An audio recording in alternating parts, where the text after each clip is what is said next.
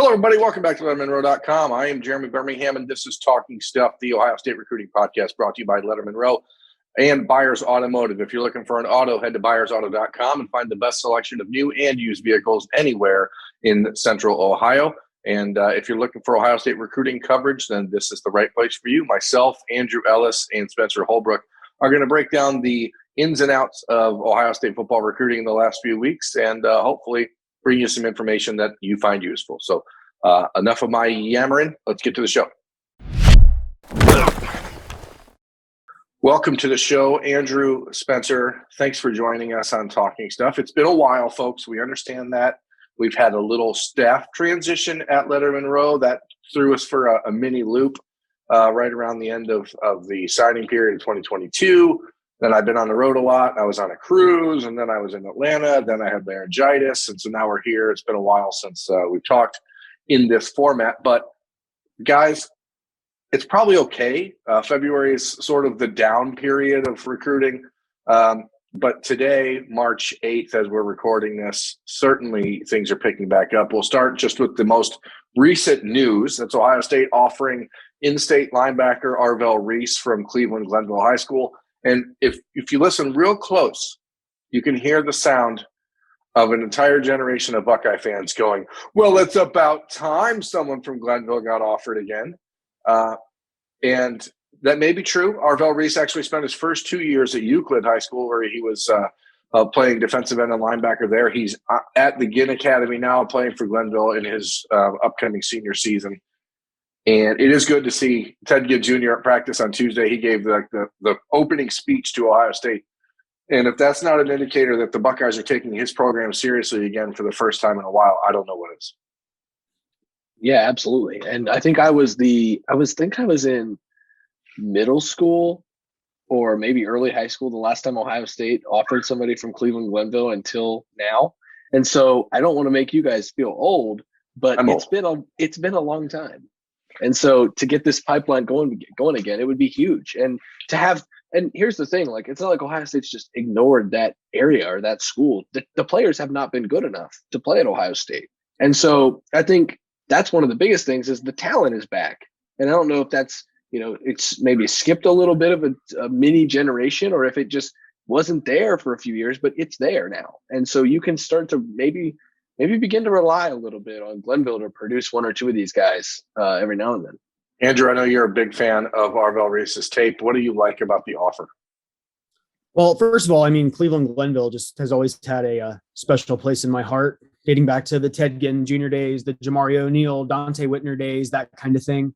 But I think he's like 6'3", 210 pounds. He's got good size for a linebacker in high school. And I'm just excited to get this potential pipeline back up and running a little bit. They could have 2 years right back to back with adding a couple Glenville guys with him and Bryce West. So this is a big move. Yeah, and it's not just those two. Demarion Witten, who's a tight end athlete in the class of 2024, is another guy that I'm just going to tell you he's going to end up getting an Ohio State offer at some point. And if you're talking about Arvell Reese and his recruiting is just starting to take off at the Best of the Midwest Combine a couple weeks ago in Indianapolis, he checked in at 6'3", 210 pounds, ripped off back-to-back 4.65 40 times. This is a kid who's a really good athlete, a player that Ohio State may have shown more interest in previously had his academics been in order, and that's something that he knows he's got to take seriously.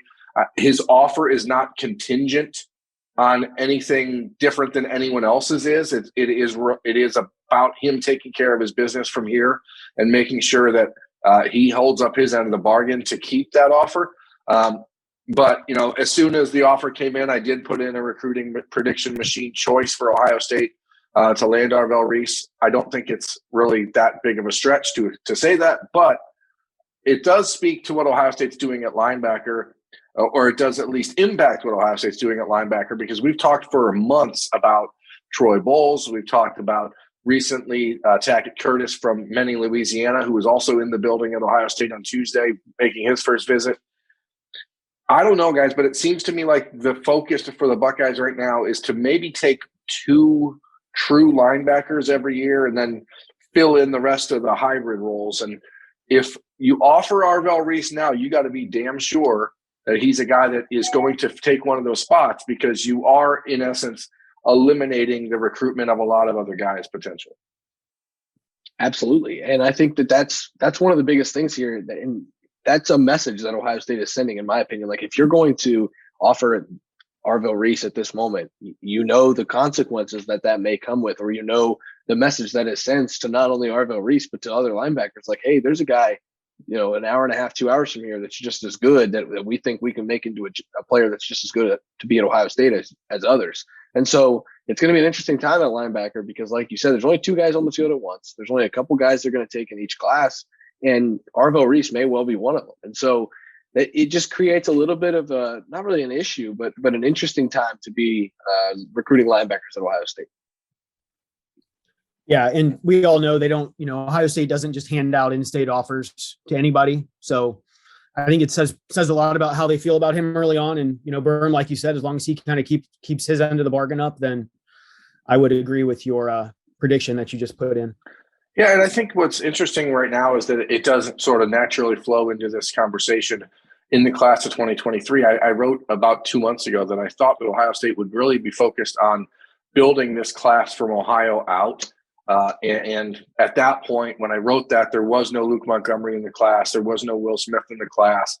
But now you have Josh Padilla, you have Luke Montgomery, you have Will Smith, you have offers out to Malik Hartford and Arvell Reese and Austin Saraveld. And so now if you can get 25% of this class from Ohio to start the cycle, and I'm not going to predict the timeline for Hartford or Saraveld. Hartford is visiting Ohio State on Thursday with his parents. I'm not going to say that something happens right then, but I wouldn't be surprised if all 3 of those guys have decisions made by the end of the spring, because while you certainly aren't wanting to rush anyone, if you're Ohio State, it's not their MO. You also need to make sure these Ohio kids understand that the offer that they get this early comes with a responsibility to be a class leader for Ohio State football. And that's why you have to offer kids that darn well, like I said, are not only going to be contributors at Ohio State down the road. There's no depth building at this point for the Ohio State roster. The transfer portal, everything else that's happened has changed the way you recruit so significantly that it's not a situation where you're saying, hey, let's offer a guy who we know is going to stay 4 or 5 years, because that's just not good. That's not the case anymore. Everyone is looking for a chance to play. So you got to know these guys can play. Absolutely. And I think that's one of the biggest deals here, and the biggest almost responsibilities. I like that word you use. There's a responsibility there for those in-state guys to take the mantle of, a collective Captain Buckeye. And I said that before, like CJ Hicks, there might not be a CJ Hicks in this class, even if Luke Montgomery will be the class leader. The state is so talented this year, in my opinion, that there can be a group effort in getting those guys from the national circuit and from California and Florida to understand, hey, if you come in here, you're going to have this group of guys on campus with you. And I think that's one of the things that not only Josh Padilla and Will Smith and Luke Montgomery can do, but if Arvell Reese can get in the class, if you can get Saraveld in the class, if you can get, a couple other of these really talented players in, Malik Hartford, you can really start to build this thing out. And it's going to be a bigger class for Ohio State. I don't know if we've seen a class this big at Ohio State than what we're about to see in 23. And so if you can get, like you said, Berm, 25% of this class knocked out in Ohio, the rest of it is all taking big swings on the national stage and letting those national guys understand, like, hey, the in-state stuff is done. Here's who's in front of you. Here's who's behind you. And this is exactly what we want. Yeah, we talked last time about building the fence around Ohio and just kind of having that foundation inside the state of Ohio. And Luke Montgomery's been recruiting guys like heck on social media, and just kind of having that foundation laid so close to home. That's never a bad thing.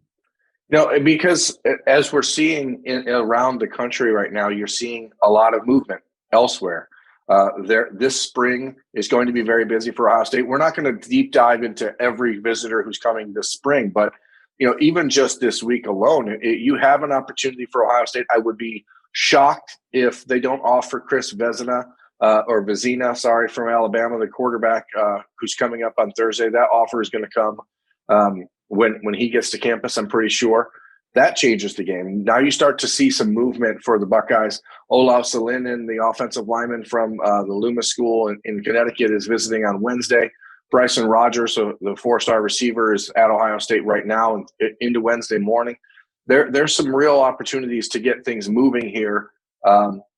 But it's still fascinating to me to see that Ohio State's priorities haven't changed a lot in the last year, despite the fact that there are a number of coaching changes that happen. And you would think that that would play some sort of role in adjusting the board a little bit. But if the guys that have been there, Richard Young, AJ Harris, Caleb Downs, these are still the guys that I think make or break the class, no matter how well they start off in Ohio.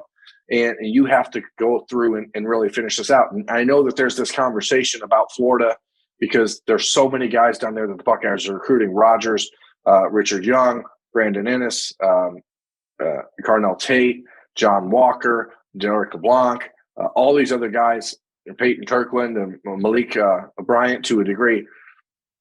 But I think people are focused on the wrong guys a little bit when we talk about it, because what happened to LeBlanc? What happened? At this point, he visited 3 times last summer, but it seems pretty clear that there's not a huge amount of reciprocal interest between those two sides as Florida, Miami, and others start to emerge. So, I think that Ohio State is just focusing right now and saying, who do we know we want in this class, and doing everything they can to lock up those guys first. And then you let the tweeners, the guys that are a little bit on the periphery, come into focus as you head into the summer. Well, and Berm, you hit it on the head, but also, like, you're not going to see a lot of priority shifting at Ohio State as you are with maybe 99.9% of the programs in the country, because instead of, Justin Fry or Perry Eliano taking this job and saying, like, this is who I like, it's like, hey, this is the top rated guy in the country, go recruit him. Like, it's not, and there is some of that, like, who do you like? Who do you want? Like, which guys do you really like? But, like, 5-star kids are 5-star kids for a reason, and top-rated kids are top-rated kids for a reason. These recruiting services are really good at what they do. And so you're not stepping into a Minnesota or an Iowa and finding, like, the right fit. Well, to an extent you are, but you know what I'm trying to say. Like, you have to recruit the top of the top talent at Ohio State. And so the priorities can't shift just because you make a coaching change. You have to continue to go after the biggest fish in the ocean. And so I just think that's an interesting thing. Like, you want fit, you want guys that are going to exactly fit what Jim Knowles wants to do, what Justin Fry wants to do, what Ryan Day wants to do. But also you have to realize that fit only goes so far, and talent will take you the rest of the way. And you've got to have the most talented players you can possibly find. And I think it's a balance that Ohio State's been finding for a long time. They're going to continue to find it. Like I said, fit only goes so far, though.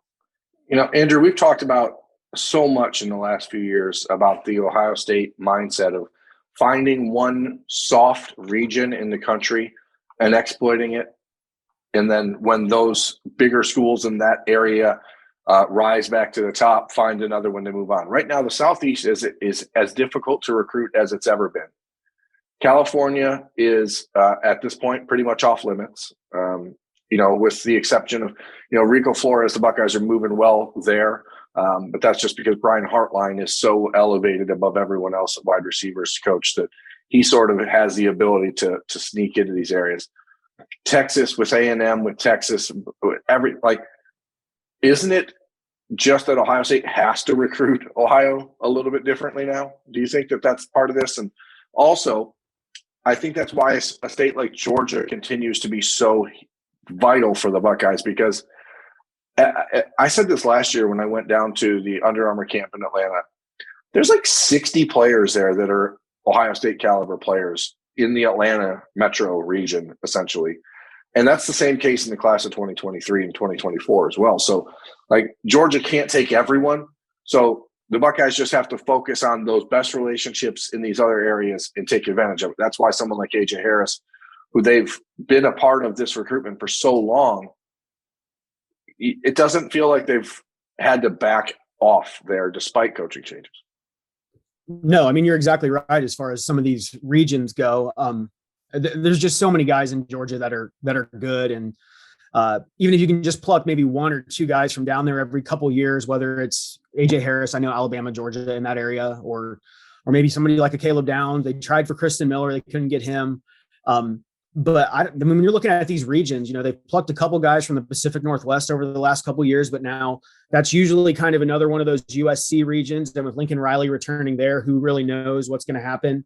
But if they can land an AJ Harris, he's the number one player on our board right now for the 2023 class, at least defensively. So if they can make that happen, Tim Walton's put in a lot of work on that. It sounds like, I know you spoke with AJ a couple weeks ago, Berm. But it seems like Ohio State's in a great spot with that one right now. It's interesting to me because you look at all of the different regions. We've discussed this now. Like Tennessee, they made Tennessee a little bit of a not a pipeline, but they tried to get into Tennessee. Josh Heupel's recruiting pretty well at Tennessee right now. Georgia is Georgia. Florida is Florida. Then you look at North Carolina. Mac Brown recruits pretty well right now. Virginia, Tony Elliott is going to probably recruit pretty well because it's a new regime and everything. Then you start to head west. Texas has coaches that are not going to back off. It's going to be hard to get into Texas. Even got a place like Arizona. While there's turmoil at Arizona State, Jed Fish is starting to build some momentum in Arizona. You go into California, and can you get in there? Probably not. Pacific Northwest, Dan Lanning is a new coach. Kalen DeVore is a new coach. And so, like, every area the Buckeyes usually try to attack right now is as hard as it's ever been to get into that area, that specific area. And so, do you look, it's really odd to say. It's like, do you look at the Northeast where there is a weird amount of talent this year in like Massachusetts and Connecticut? Or do you look at, up at Michigan and try to make inroads up there when, you have some success there, but it's also you're recruiting against your chief rival? Like, there are a lot of questions about where exactly the Buckeyes should go. And instead of doing all of that figuring out, they're just looking inward. And I think it's a really good strategy for them to start inward, get that base, and then figure out maybe the small pockets you can kind of prod and poke and try to find your way into. Yeah, and there's areas out there like Maryland, for example, that are continuing to stay healthy. The reality is Ohio State is somewhat recession-proof as far as college football goes. And they certainly, I don't care who the coach is at Virginia, he's not going to impact Ohio State as a college football recruiting effort. Right. Certainly there's pride to stay in the DMV for a lot of those kids. You saw that with Maryland when Mike Loxley took over, but that's gone now. That's faded away and no longer relevant. So now you're back to that basic battle with Penn State for those kids if you really go after them. But I think in this class, if you look at going back to Georgia, to me, like with AJ Harris, with Caleb Downs, and now with Kayan Lee back on the open market because he decommitted from Georgia last week. If the Buckeyes are able to find 3 of their 4 defensive backs in this class, and I'm of the mindset that they probably would take 5 if they could, 3 corners or two corners and 3 safeties. There's an opportunity to really make some noise down there. And I think that Ohio State is in the top 2 for each one of those guys. And each one of them could potentially be an important domino for the others because they are all close, especially Downs and Harris. Those 2 work out regularly together. They train together. It's a little bit different with Kayan Lee, but Buckeyes did just hire Miguel Patrick, who was one of his former coaches at Cedar Grove High School. So now you do have a little bit more of a tie-in there. But they're in a good position with each of those guys. And if you look at this safety class and you could find a way to add Caleb Downs as the starting point with Malik Hartford, and then you play a little bit of see what happens, because you do obviously have Cedric Hawkins committed already.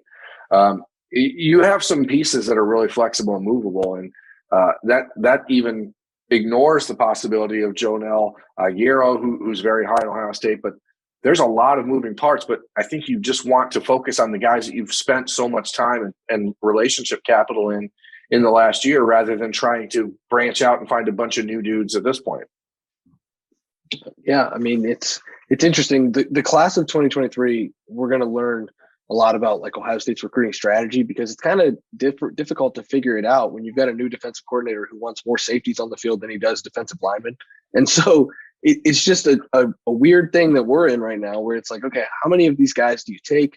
What's the number here? And when you talk about being in the lead or being in the top 2 for some of these really big targets, that's where you start to get into the going from a top 5 class to a top 2 or 3 class. And I think that's one of the things the Buckeyes can push for, knowing that they're going to take this number of guys this year.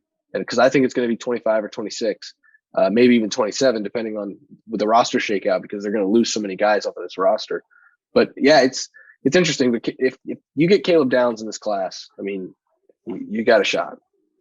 Andrew, I know that you are as invested in the AJ Harris recruitment as any person in America. You send me updates and comments and statements and stories about him. I mean, every day. Yeah, sometimes multiple times a day, I think. How do you handicap it from here, knowing that it's March 8th as we're recording this? It'll be March 9th when this goes public. But, he was supposed to make a decision 2 months ago. He probably was going to pick Ohio State on January 11th until Kerry Combs decided he wasn't returning to Columbus. I know that your concern has been that was too much for Ohio State to overcome. Do you see or do you believe that the influence of Dre Bly or Corey Raymond is enough to upend Ohio State at this point? I do not. And I'll be honest, when Kerry Combs left, I was under the impression that meant no AJ Harris for Ohio State. And I've kind of done a complete 180 on that, in part because of Tim Walton, just the job he's done. I know AJ spoke very highly of him when he talked to you the other week. He didn't make his trip to Clemson last week. I don't know if that was set in stone or if that was kind of a tentative thing to begin with, but I don't see Florida or North Carolina or Alabama or anyone kind of reclaiming the lead in that recruitment. I don't know who we would even say is in second right now. It seems to me like he could be one of the next commits for Ohio State. That's just my theory right now. Spencer, I think the interesting thing about this, and there's always this like new coach bump when it happens on the recruiting trail, especially with head coaches. That's not always the case with assistant coaches who are not really the face of a program, and they're not really the guy that's being counted on to bring in a new energy, especially when you're replacing someone like Kerry Combs, who is known for his energy. But the responses that we're seeing and hearing from recruits about Perry Eliano, about Tim Walton, about Justin Fry, and even about Jim Knowles, who is not brought in to necessarily be a ace recruiter, it's been pretty clear that these guys have done a great job. Caleb Downs, Aguero both have said that their recruitment and their relationship with Ohio State is better now than it was before. AJ Harris won't say that exact same thing, but he's definitely said that it is where it was, and it's maybe not as good, but it's different and still very good. We've seen offensive linemen say the same thing, but this spring, and again, I don't want to do too much of a big picture with visitors for the spring, but right now we have Olos Alinen visiting this week, but there's still no visit set for Chase Basantis. There's still no visit set for Samson Okunlola. I'm sorry. And the Buckeyes are out of the top 7 for Caden Proctor and are not getting back in that one, it seems. Do you think that this spring is a much bigger deal for Justin Fry than we've talked about? What are you talking about? Let's say if he loses Austin Sareveld somehow to Notre Dame or Alabama and doesn't get either one of Basantis or Okunlola on campus this spring to really sort of move the dial there, do you anticipate that people will panic? Absolutely, they'll panic. It's going to be wonderful content. But, okay, so first of all, you talked about how the coaching changes have made the relationships just as good, if not better. I did see Jim Knowles with a yellow cup of coffee, so maybe he just is Kerry Combs, just different. I mean, have you thought of that? I mean, I think what's most interesting about the coffee situation at Ohio State is that Kerry always had coffee, and then we see Jim Knowles having it, but it's always the McDonald's coffee cup. Like, do they not have coffee cups inside of the Woody Hayes Athletic Center? You'd figure, Jim Knowles talked about it on Tuesday, he has all the resources he'd ever want as a coach. Everything he ever dreamt of having as a coach, he now has at his disposal, except for in-house coffee cups, apparently. I guess so, but whatever coffee cups he's using, I think he's doing a really good job on the recruiting trail. Back to the Justin Fry point. I think Justin Fry was brought in.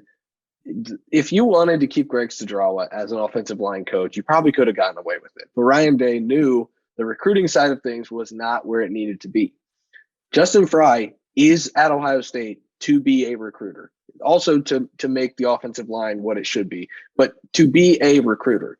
And so to not have those visits scheduled in the spring is a little bit concerning right now, but you don't know. Maybe they're in the works, or maybe there's some different holdups or hangups that are going on behind the scenes we don't know about. But you have to get some guys on campus that are big fish. You have to really start to swing. And whether you swing and miss is one thing, but you have to start to take those swings. And you took one with Caden Proctor. It didn't work out. It doesn't seem like it's going to work out. I will be stunned if they get back in that recruitment. Maybe I'll be wrong. I don't think I will be. But with Samson Okunlola, did I say that correctly? Mm-hmm. Okay. I think. And Austin Sarabel. That's how I said it. And Chase Bisontis, like those are pretty. That big one I think swings. you said wrong. I don't think it's a long O there. I don't think it's a Bisontis. Maybe it is. Bisontis? Yeah, that's how I'm saying it. Yeah. Okay. Well, I guess I'm bad then. But Call him you everyone. have to. Oh, you let's really just call him should- Chasey B from now on. Okay, Chasey B. Can we get his permission before we do that? But you have to be able to take those swings, get those guys on campus, and let them see at least what's in front of them and what they could do under a new offensive line coach. I don't know if they maybe realized how much ground they had to make up with all these guys when they let go of Greg Cedrawa and brought in Justin Fry, but there's a lot of ground to be made up. And right now is the time to do it. You can't wait until the summer. You can't wait until fall. You've got to get that ground made up now. And so maybe there is a little bit of pressure on Justin Fry. I hadn't really thought of it that way because I think he's going to do a really good job as the offensive line coach. But yeah, maybe there is some pressure on him right now that they need to get some stuff done in this spring. Yeah, for sure.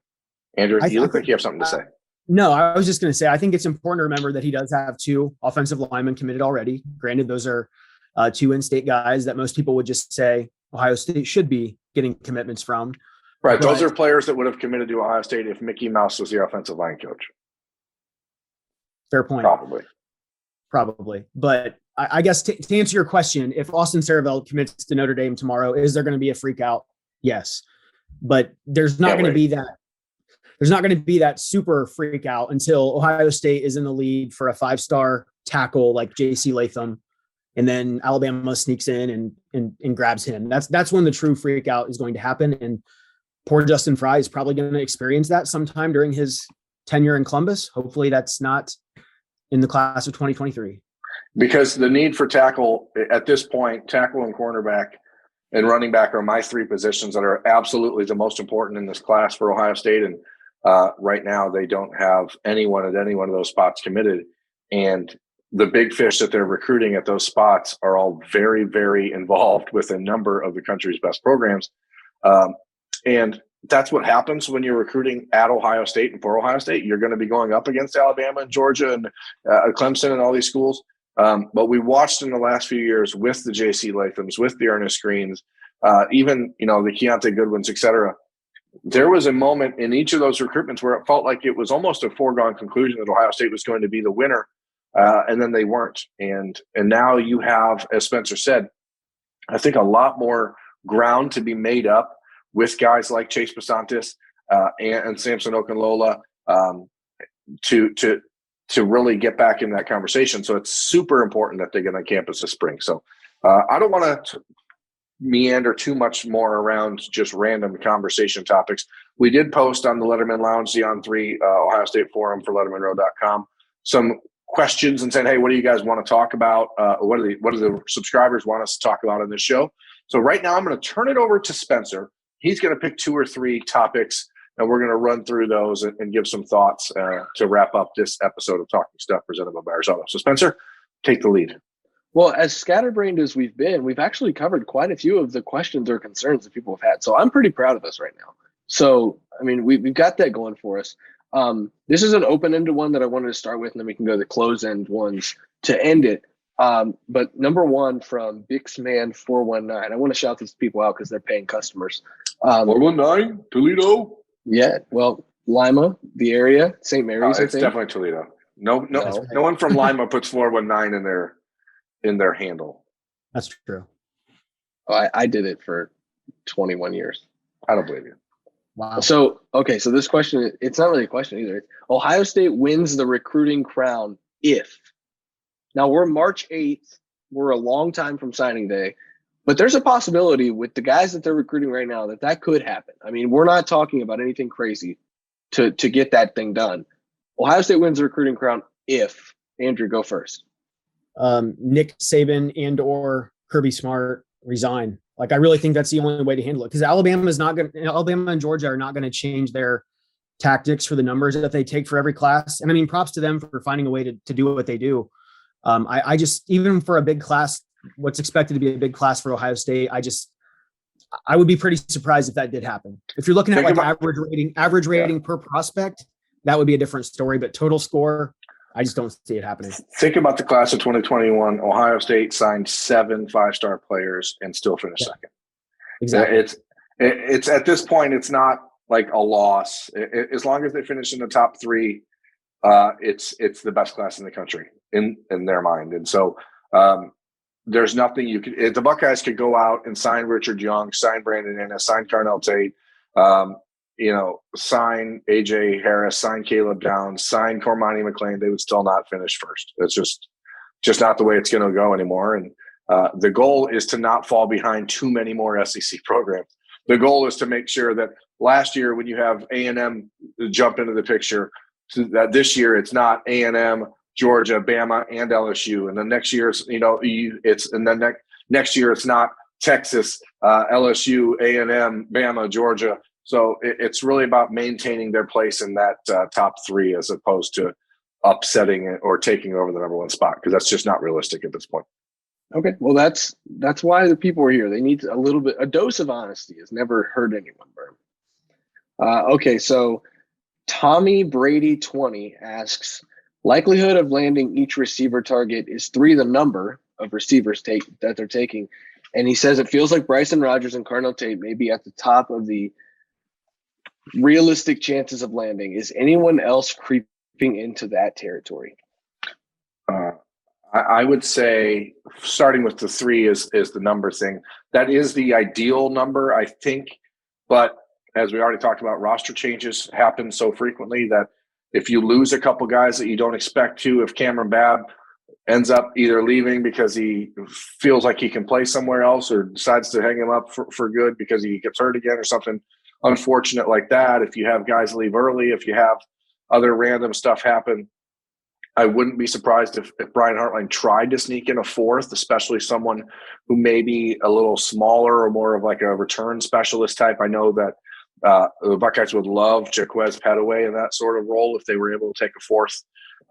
Not that he wouldn't be welcome as one of the top 3, but if it settled down to that, I think he's the type of player that you could look at and say, hey, this is a guy, or maybe even Anthony Brown at that point if you really need a return guy. I mean, realistic chances. I don't.